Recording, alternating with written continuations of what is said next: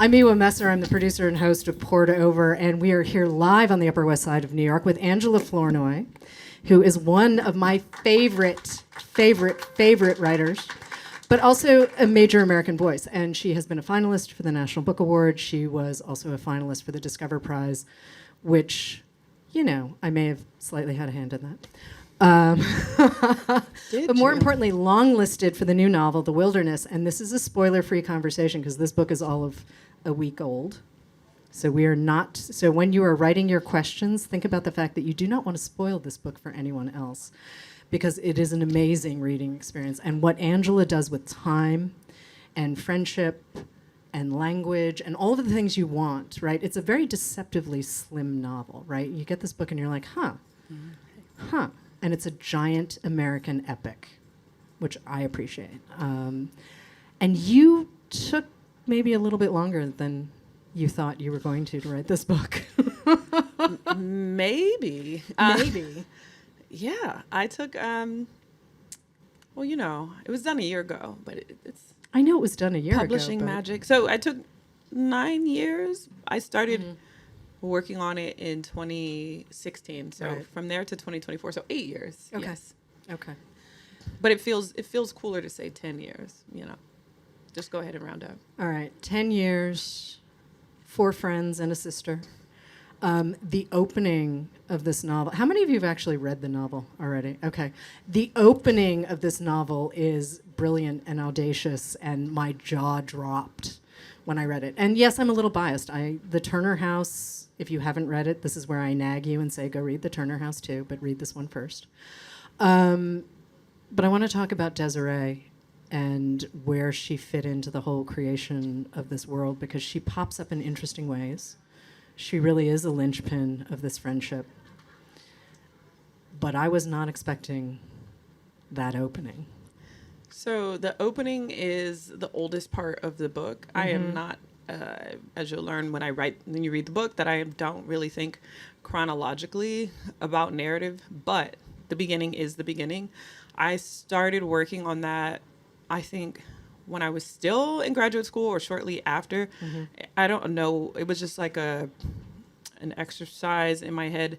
I don't really write short stories, so I wrote this thing, and then I was, I don't know what you're supposed to do with something short besides keep thinking about it and making it something long. So I wrote this maybe in 2011. Okay. And then I wrote The Turner House, so I obviously didn't work on it for a long time. And then after The Turner House, it's so many computers involved, but I would always make sure I still had this document.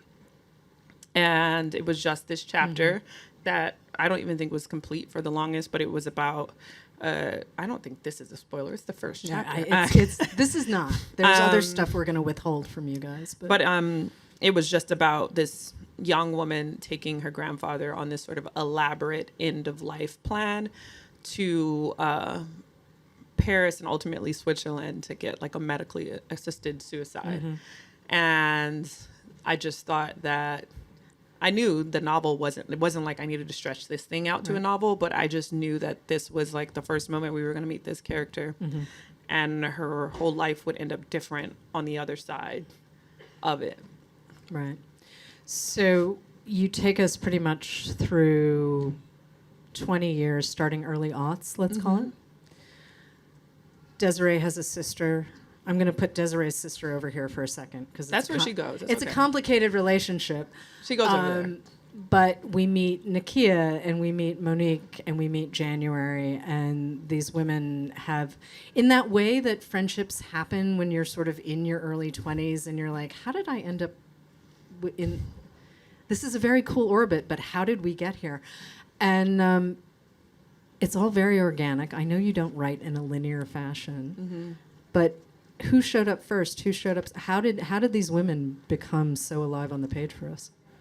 So there's the way that I think about character is essentially I have a person and then they make a choice and then they just have to keep making choices or they have to live with their choices. Right. So there was the choice. Desiree made the choice to sort of be her grandfather Nolan's accomplice. And because of that, I knew that the person over there, Danielle, who was her sister, was not going to be in her life because of that choice. And then I thought, well, she's not going to have no family. She's going to go out into the world and try to create a family.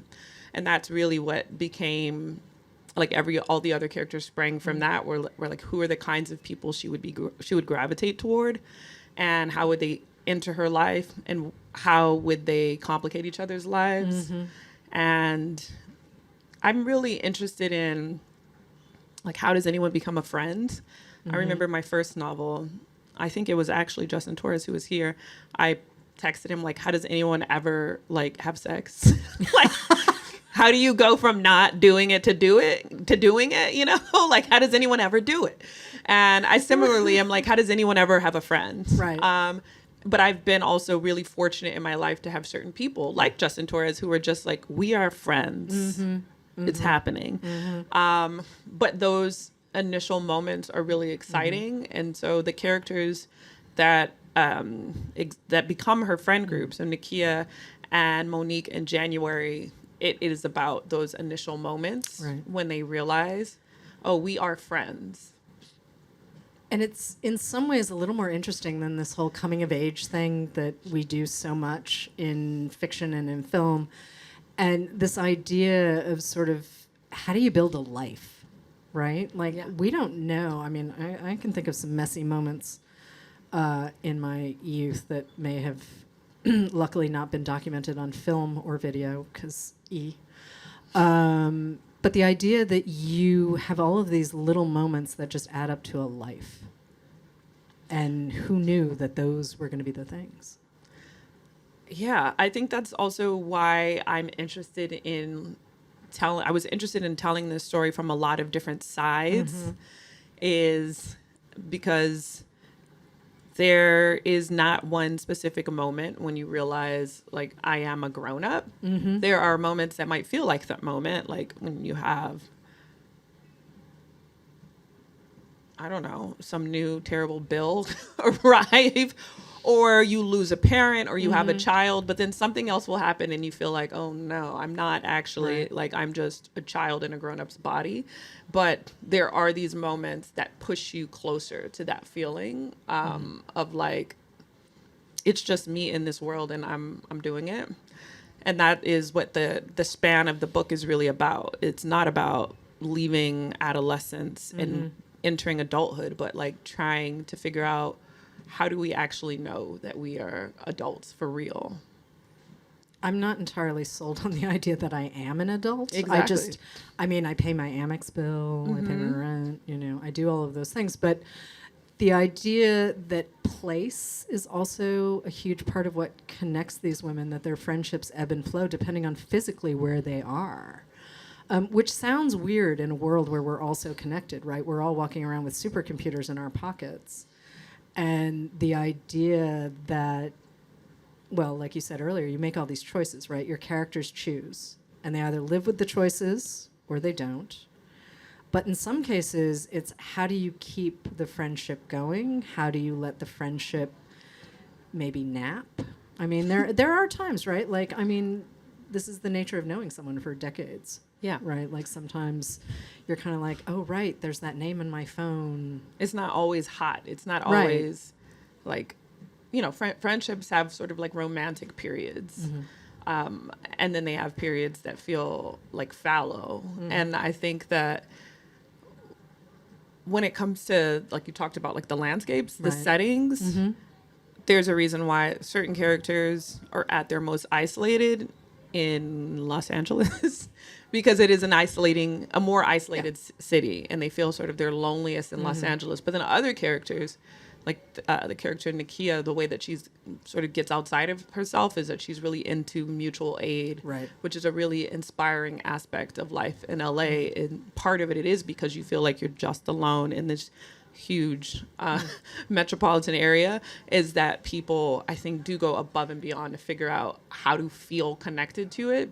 Not everybody does, but the people who do really are, like, locked in. There's less serendipity in Los Angeles because we're not walking down the sidewalks the way we do in New York.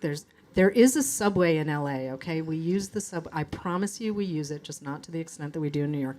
Some people never, ever use it. Okay, I am not one of those people. I used it. Yeah. It works. It is a useful thing. You can get all the way to the ocean. You can do all of the things. But like, you couldn't pay my dad to use it.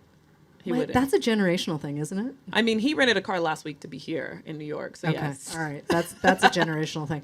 I mean, but I also like, off-street parking. You feel like you've won the lottery if you get off-street parking, but that's a whole different thing. But January has a moment where her husband has had quite a lot of financial success, and they are stuck in an exurb out in warehouse land, and I'm pretty sure I have an idea of where you were sticking them, but huge house and all of the things, right? And she has never been more miserable. Yeah. I grew up in like Eastern LA County. I have some friends from high school here.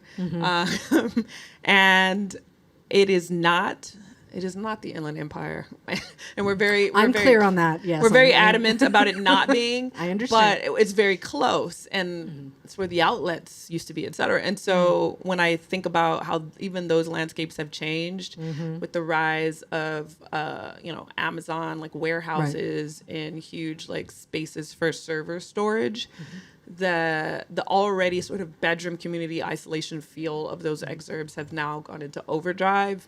And I wanted to think about it in a way that wasn't completely like, post-apocalyptic, but was organically so, because that is what it feels like.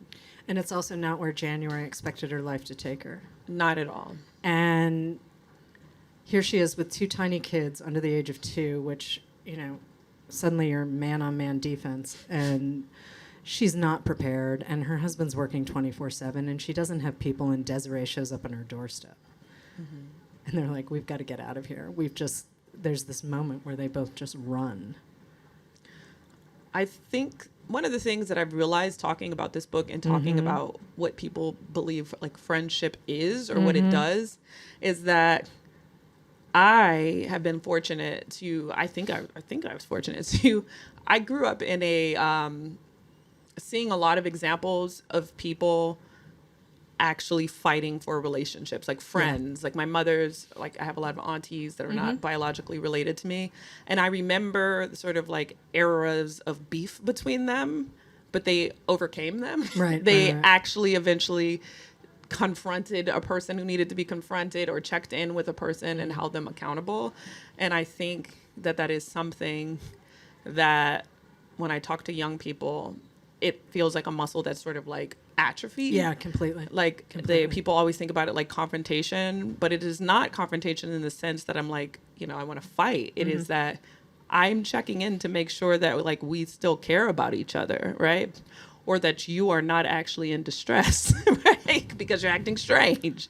And that is something that I wanted to have these friends do. And so when Desiree flies, January is postpartum with her second child, so she has 2 under 2, and she has not been answering text messages, and it's about like 6 weeks, and Desiree just has like a feeling, so she flies from New York to this warehouse town to check on her. And to me it felt like there are certain kinds of cultures where you're not supposed to do that, right? Oh yeah. You're not supposed to violate the sanctity of the nuclear family. Like whatever she's going through, and it's like not your job to get in the middle of it. Right. But that is not how I grew up, and it's not like the kind of life that I feel like is necessarily beneficial, especially to women. To there's a version of that where Desiree just keeps texting January's husband, like, is she okay? Is there anything you guys need? Let me know if you need anything. But that's not the kind of friends they are.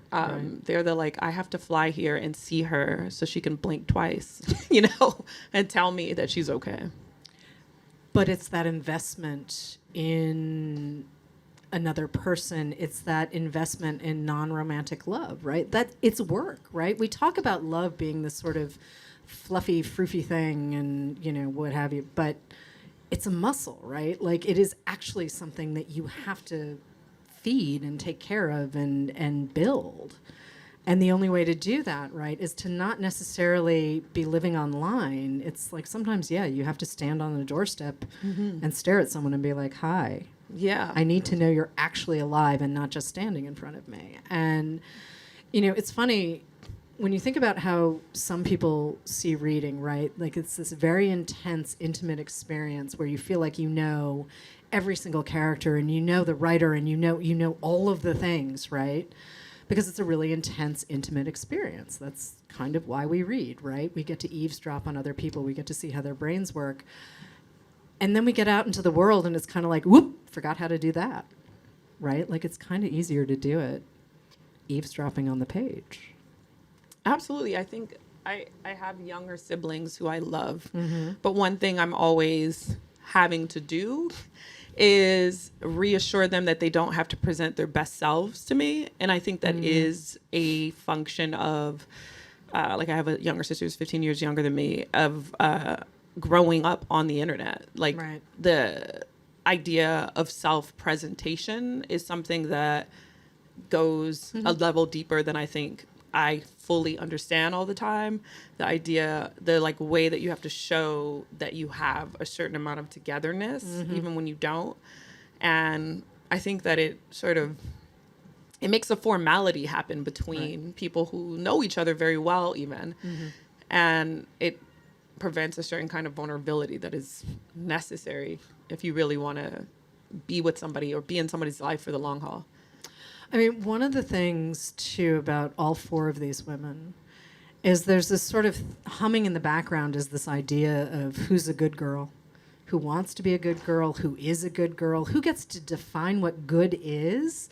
And Nakia, who, I know I'm not supposed to pick favorites, but it's kind of, for me, Desiree and Nakia were kind of the ones I latched onto the fastest. But Nakia, who is doing mutual aid, and she's a chef and she's running a restaurant and has a couple of different approaches to the world, right? But she's really wrestling with what it means to be good and what goodness is and how we measure that, right? And that's also something where I feel like many of us have sort of handed over that definition to external factors, whether it's family or friends or society or systems or whatever. And it's like, well, actually, aren't you supposed to be the arbiter of that? Like, and she really wrestles with this. I've thought and I've talked a lot to people about this idea of goodness. And there's different kinds, right? Yeah. So I've learned in my life that there's a certain kind of like middle to upper middle class, like white girl goodness, which is actually more like niceness that they are sort of socialized to present and to value, that I had know nothing about, right? Because I was raised to be kind, not nice. Like it wasn't like valued being nice in my household. You are kind, but you're not gonna like hurt yourself to make someone else feel, a certain way. But the idea of goodness, I think there was a while, I think after college when I met that sort of like the nice girl that I thought, well, this is not something that plagues me. Like this like interest in wrestling internally with like whether I am good or not. But I think that especially when you live in cities, any city really now in 2025, but especially cities where like inequality is so obvious that you find yourself trying to figure out like, what is your relationship to it? What am I, I am housed. I do have food on the table. Like, what am I doing with this? Right. And so that is related to their individual pursuits of goodness, or thinking about it is in relationship to the just like rampant inequality around them. And so Nakia being a person, so Nakia's family, like she came from money. And so like her parents helped her open her restaurant. It's not that she necessarily feels like she's in a deficit, but she does feel that she has no reason to not think about goodness. She can't be like, oh, I'm too busy paying my bills to think about like, if not her, then who can think about these things? Mon'nique also, so Mon'nique has gone from being a librarian who has, trying to be, she has a moment reckoning with DEI systems, let's put it that, because again, I don't want to give anything away, but she has a moment where the world shows itself for what it is, and then she becomes essentially a blogger, and an influencer. And she, too, though, is wrestling with what does it mean to be good? What does it mean to do good? What does it mean to be good? And how do you bring that along? But she's coming at it from not necessarily a point of moral superiority, but she has a different approach than Nakia. Yeah. Mon'nique, she calls a period of her time, which is covered in the book, her scared and stingy years. Yeah. It's a lot of years, though. Yeah, it's decades. It's decades. It's decades. But the thing about, so with the character Mon'nique, which, not that I read all the reviews, but some people have already criticized, let me not fall off of this thing. Some people have said that she doesn't feel as developed as other characters. I saw that review too. But, it's not just one. Eyes. It's, I actually, kind of, as a contrarian, I don't mind that. Like, I find that I want them to go a step further, which is, so there's, most of the story is told just in multiple POVs, but Mon'nique's character, with the exception of like a few pages, is told through her own writing, on these various websites. So like maybe like a blog spot, and then on like a Substack or just Instagram posts. And then she has like a podcast. She's sort of evolving with the ways that people make content over the decades. And so she is both a person who's in the business of presenting a self-awareness, but is also the least self-aware because she's so busy self-narrativizing all the time. And I find that to be really interesting. Like the way that, I won't name any names, but there's a way that if you are in the business of always talking about what you've realized about yourself, that you're probably not actually realizing much about yourself.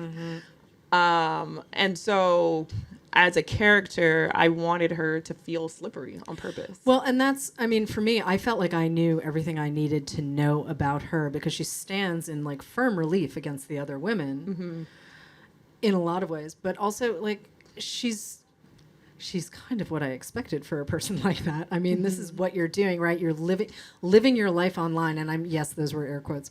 And I'm just kind of like, but what does that even mean? And why would you drop your authentic self on the foot of strangers? Like, well, she needs money. Well, yes, and we're getting yes, we are getting to the money conversation. But I do want to come back to money. The way you write about class, and you do this in Turner House too, but the way you write about class and the way you write about the access that we get. I mean, in some ways, community comes out of having money, right? There's Nakia and her partner Jay throwing dinner parties where, they invite some folks who may not, have the same bank account. And that's regular people. Right, regular people. And I'm just like, oh, yeah, right, okay. These people, like the regular people, are all professionals. They just, make less fewer money. figures a year. So in their minds, they're like the proletariat. But it's like, these people have PhDs. It's just, this is how much you get paid to be a professor. But money also, in some cases, Mon'nique is putting her life out into the world to make money, and Nakia is doing okay. Desiree has actually inherited some money and is deeply uncomfortable about that inheritance. Her sister's a little more practical about money. And January married it kind of unintentionally.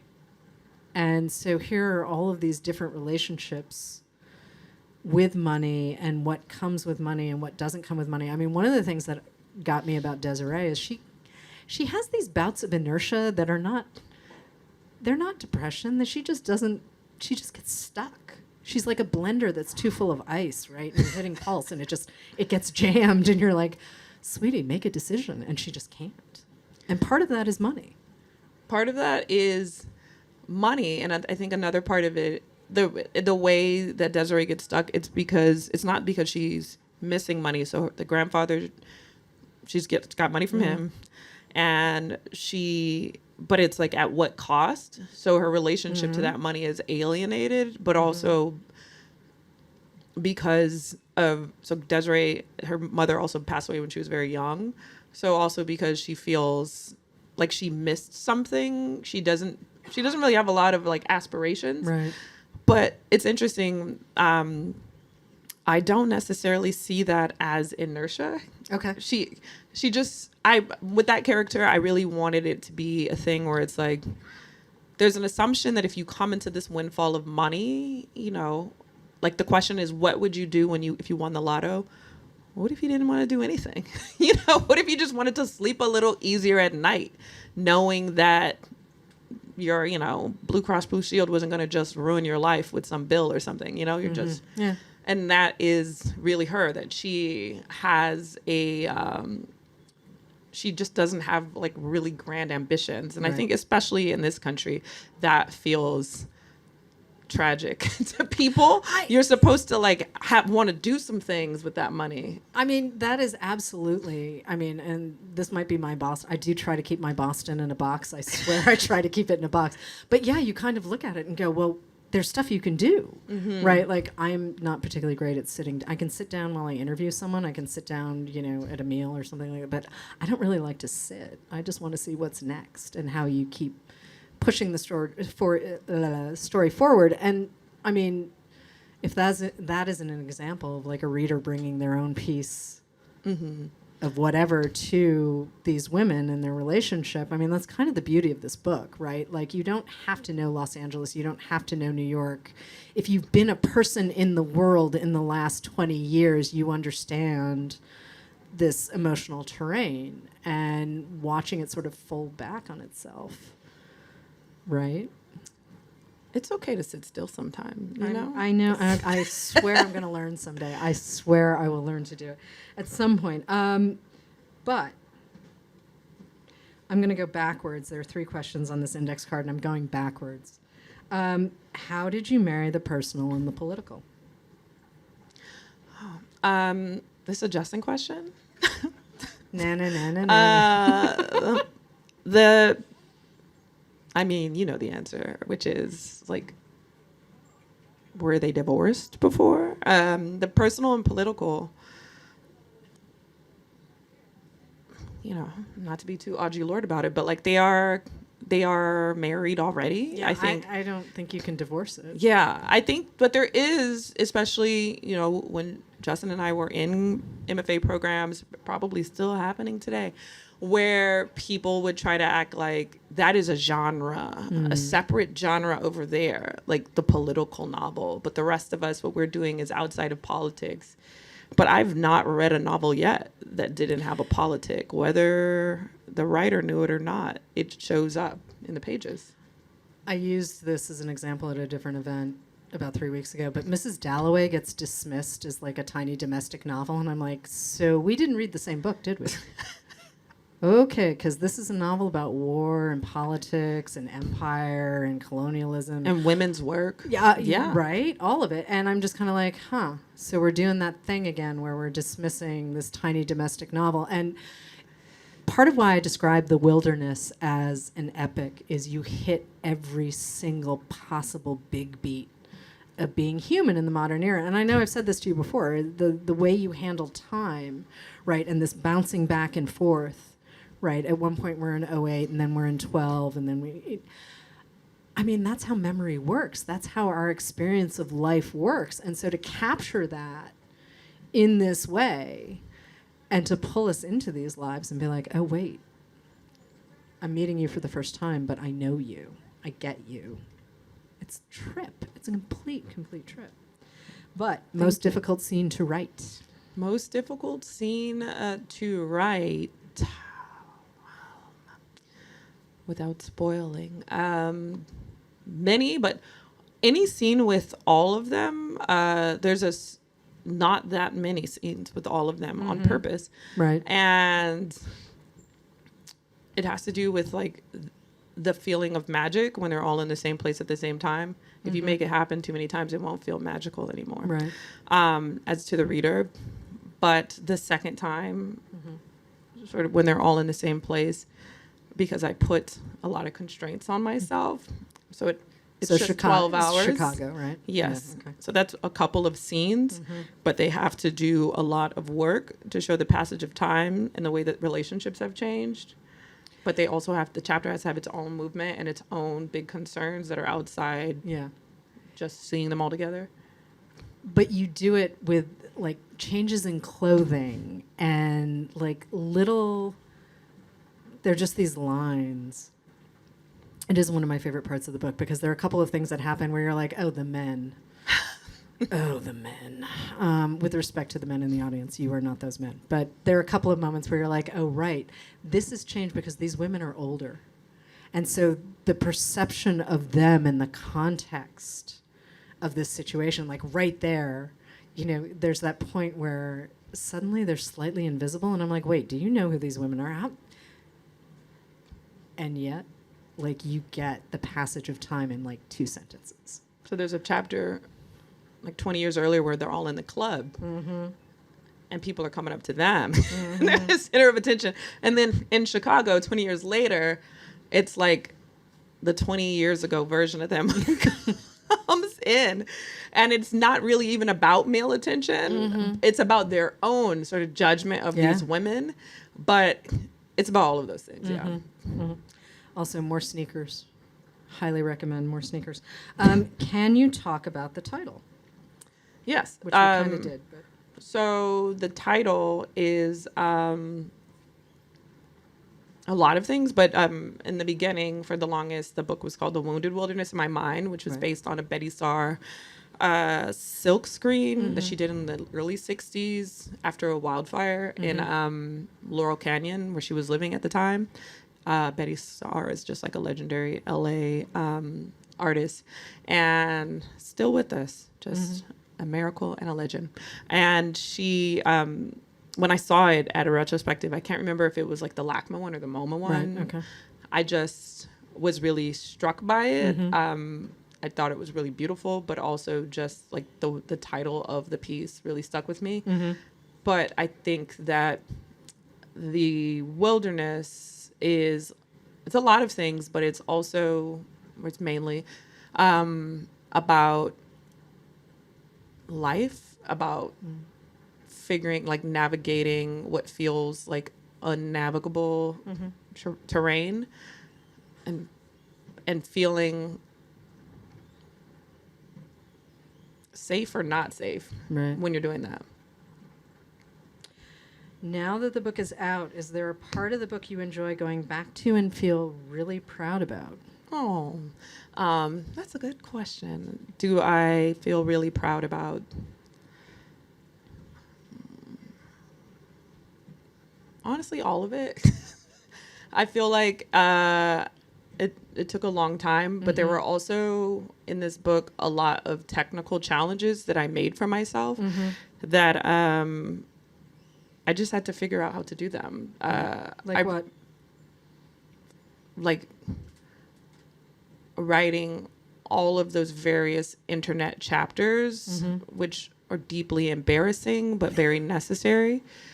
And so they're cringe on purpose, but I made them work. When I teach, which I teach sort of, I'm like an itinerant teacher, a lot of times it's like the thing you can't say, you have to like let students get to this on their own. But like the reason why the thing didn't work is because you just didn't finesse it. It didn't work because you didn't make it work. That's why. It's not that the idea was bad. It's just you could not figure out how to cut the clay off of that sculpture properly. So you got to start again. But I feel like with this one, there was a lot that I, like on a technical level, was really ambitious about. And I'm proud of the whole thing. How much did you learn from writing Turner House? Turner House had a much larger cast. 13 siblings to start with, and mom and dad, and then the people who come in and out, and there's some grandchildren. It's a bigger cast. How much did you learn from structuring that novel and that story that you pulled into creating The Wilderness? Miwa, I'm going to tell you the truth. I endeavor to have fewer characters with every book. That works for me. Listen, I will follow you. You can hand over the grocery list, and I'll be like, okay. I'm trying to get to one. I'm trying to get to Yeah, none. but none. No, one you could do. One actually, no. I would read that monologue. I would totally read that monologue. But I think that the way that I think about POV is that everyone is connected to everyone else. The way that I think about building characters is that they're connected. Right. But I also was, when I finished the Turner House and I started thinking about this, I was still like interested in family. So this book is like another family novel, but in a different, like chosen family. Yeah. I think I've gotten that out of my system now. Family and ghosts. Because they're ghosts.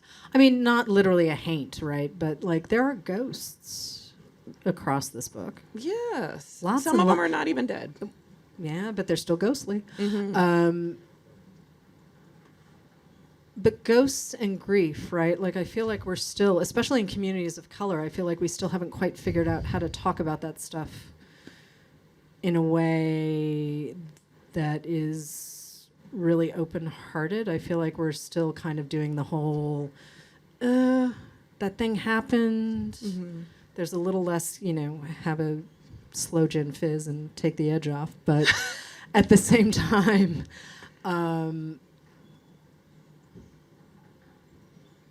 if I look at the world of the Turner House and then I look at the women of the wilderness, there's a little bit of a shift, but yet they're still not. I thought there might be more conversations about not mental health per se, but sort of that interior emotional landscape. And yet, I mean, Desiree was raised by Nolan. It's not like she's running around sharing every emotion she's ever had with anyone she's ever known. Well, I mean, I think that the characters in this book I think about them a lot. Like, they are overeducated millennial women, most of them, with the exception of Desiree. And so they have whatever tools that anybody else would. And they also, I think, have certain emotional language. I think Mon'nique's character, you get to see some of that. Some of it is like weaponized for sure, or used to kind of excuse certain behaviors. But I'm not convinced that communities of color are worse at talking about mental health than anybody else, because just look around at this, beautiful American landscape. And a lot of people, I feel like their mental health is, not doing great, and they're not talking about it. Or they're talking about it to ChatGPT, which is really I don't, they're self-aware enough to know they need to talk about it, though. So I guess that's step one. But AI is only as good as the people who program it. I mean, it's kind of a feedback loop that's a little weird. Oh, we agree. I'm not saying it's good. But I'm saying the fact that they're like, I need to phone a friend, but the friend is a robot. I mean, loneliness, though. I mean, this loneliness has done so much damage. And yeah, that is definitely across communities, right? So watching these women fight for their friendship, and maybe fight is overstating it. I mean, they're all clearly invested in this friendship, which means I got really invested. Yes, I got attached to some people more than others, but I mean, really invested in how this is going to play out. And you give me this sort of classical 3-act structure, right? Which, delightful. You give me a landscape that I recognize and a soundtrack that I recognize and clothing moments and pop culture moments without ever... I mean, the music, we get detail in the music, we get detail in some things, but there's a timelessness to what you've done in the wilderness that I'm wondering how deliberate that was, or how it just sort of worked out that way. That's interesting you say that, because I find myself, especially in this novel, like very interested in the present moment, and even in the Turner House, even though there was parts that were in like the 40s, the 1940s. But I think that has to do with like narration, the third, like the sort of gifts that third person gives you. Right. And you can have a third person narrator that does not feel like they are from that time, even though they are witnessing people in that time. If that makes any sense. Yeah, it does. Like the narrator is certainly not one of the girlfriends. She's not one of their little friends. Like, the narrator is somebody else. Right. Not God, but not in the milieu. Right. Has access to these people's understanding of milieu, but is not in it. And so I think that's one of the things that can help a novel that is super contemporary. Sometimes, because modern life is cringe, it's like cringely so. But it does not feel like something that in a year, you know, I pray no one will want to read because it's too right now. And I think that has to do with the overarching narrator, the third person narrator. Yeah. Sula. Toni Morrison and Sula. Beloved is sort of sitting in the background of the Turner house. Not literally. No. It's a different ghost. Sorry. Didn't mean to make it sound like that. But just in terms of influences. And Sula is sort of sitting in the background here. And I want to spend some time on influences in general, not just Morrison and Sula, but can we talk about some of the other writers who've helped make you Angela Flournoy, writer that we know now? Sure. So there's a lot of epigraphs in this book.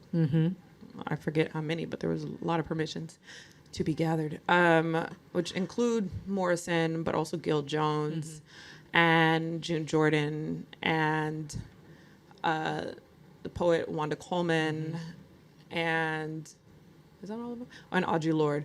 And so certainly all of those people, but Sula, I think, was, it's sort of like a classic, like, female friendship, and also, like, there are certainly romantic interests that are part of the book, but, like, the book is about them. Like, the will they or won't they, do they or don't they, it's them. But also, I reread, when I was working on this book, the Women of Brewster Place. Oh, that really holds up. I read that during lockdown, and it really, really holds up. What else did I read? Oh, I reread Toni Cade Bambara's The Salt Eaters. It was decades, so I read a lot of things. But particularly thinking about this book, I also am always rereading Edward P. Jones. And I think some of what you say about, like, the narrator feeling like they're out of time has to do with me just always wanting to like Edward P. Jones a thing. To have a narrator who just you feel like is taking care of you in that way. I also, what else did I read? I really loved, when I reread for the first time since it came out, Jennifer Egan's A Visit from the Goon Squad. Oh, yeah. Yeah. Which, it's funny because back then I think it was a moment where people were talking about, like, linked stories, and it was like a gotcha, this isn't really a novel. But it's like, if you can't get, like, there's a chapter, that PowerPoint chapter, that chapter is pointless if you don't read anything else. Like, if you can't get a full sense of the thing from just a chapter, that's a novel to me. Like, you have to have the whole for the parts to make sense. You can feel good about a chapter. I love a chapter with shape and movement, but that doesn't make it a short story. Just because you finished the chapter and you were like, whoa, that just means it was a really good chapter. But you still don't get the full sense of the thing. So those are some people. Lost in the City, if I had a desert island list, that would absolutely Edward P. Jones. There is something about that book that's still and I've reread it multiple times because a lot of younger writers are coming back and saying, "Oh, this guy." And actually, he just edited a new anthology of Best American for O. Henry, and I got so excited. I emailed his agent and said, "Does this mean we're getting a new book from him?" And he said, "No." I was so disappointed. Aaliyah Bilal, who was a finalist for the National Book Award. Her story collection is called Temple Folk, and she read and reread Lost in the City while she was teaching herself how to write short stories. And then got the Edward P. Jones blurb. Wow. What an accomplishment. We're just going to sit here and fangirl over Edward P. Jones for a second. Part of why... context, right? Like, literature always fits into a larger context. And it's not necessarily just societal. It's not necessarily a pop culture moment. It's just, I love being able to look at sort of this constellation of books and stories and essays and being able to piece together the story of us, right? And that's, I mean, I feel, I have a couple of years on these women, but I know them. I recognize the patterns, I recognize the discomfort, and, you know, all of those moments where you're like, and if I survive my 20s, that will be awesome. And to see them come into what ultimately happens. Yeah. Do you think about these women now that you're done with this book? Have you thought about them at all? No. Okay. That's totally fair. It was a long relationship, you know. They got their time. No. Listen, I had to ask. I realize I'm talking about fictional characters like they're real people, but such is the bookseller's job. But also, you get these books every now and again, right? Like the 10-year. I'm going to go with the 10-year narrative. Thank you. The 10-year wait was worth it. But that said, I'm going to get out of the way so all of you can get your book signed. I'm going to say thank you very much, Angela Flournoy. Thank you. It was really good to see you and do this event wonderful. live. Give us a second to set up the signing and all of that good stuff. But could we get a round of applause, please, for Angela? Thank you. Thanks, pal.